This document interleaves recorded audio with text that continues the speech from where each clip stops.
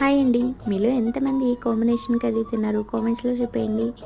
ములక్కాడ, పచ్చి రొయ్యలు, కోడిగుడ్డు కర్రీ ఎలా చేయాలో చూపించబోతున్నాను. ముందుగా ఒక కడాయి తీసుకొని ఆయిల్ వేసుకొని ఉడికించిన గుడ్లకు ఘాట్లు పెట్టుకొని కొంచెం పసుపు వేసుకొని ఫ్రై చేసుకొని ఒక ప్లేట్లోకి తీసుకోండి. ఇప్పుడు అదే ఆయిల్‌లో శుభ్రం చేసుకున్న ప్రాన్స్ వేసుకొని ఇందులో మీ రుచికి తగినంత ఉప్పు వేసి ప్రాన్స్‌లో నుంచి వాటర్ మొత్తం ఇంకేంత వరకు ఫ్రై చేసుకొని మరొక ప్లేట్లోకి తీసుకొని అదే ప్యాన్లో ఆయిల్ వేసుకుని ఆయిల్ హీట్ అయిన తర్వాత ఉల్లిపాయ పచ్చిమిర్చి వేసి ఉల్లిపాయలు మగ్గిన తర్వాత కట్ చేసి పెట్టుకున్న టొమాటో ముక్కలు ములక్కాడ ముక్కలు వేసుకుని మరో 10 మినిట్స్ పాటు మగ్గించుకుని ములక్కాడ మగ్గిన తర్వాత అల్లం వెల్లుల్లి పేస్ట్ వేసి పచ్చివాసన పోయిన తర్వాత కారానికి తగినట్టు కారం ధనియాల పొడి మనం ముందుగా వేయించి పెట్టుకున్న పచ్చిరొయ్యలు కోడిగుడ్లు కూడా వేసి ఒకసారి కలుపుకొని మరో 2 మినిట్స్ పాటు మగ్గించుకుని గ్రేవీ కన్సిస్టెన్సీ తగ్గట్టు వాటర్ యాడ్ చేసి కొంచెం కరివేపాకు కూడా వేసుకుని ఒక 10 to 15 మినిట్స్ పాటు మీడియం ఫ్లేమ్లో కుక్ చేసుకుని లాస్ట్లో కొత్తిమీరతో గార్నిష్ చేసుకోండి.